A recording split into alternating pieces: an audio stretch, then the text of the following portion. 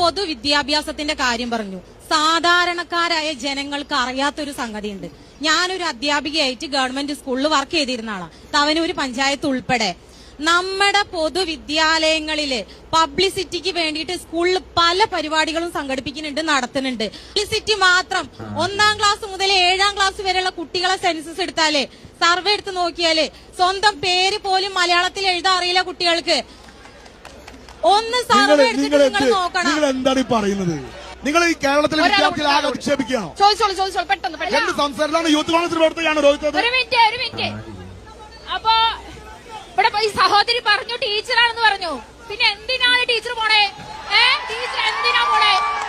അല്ലല്ല നിങ്ങൾ തമ്മിലല്ല. അല്ല.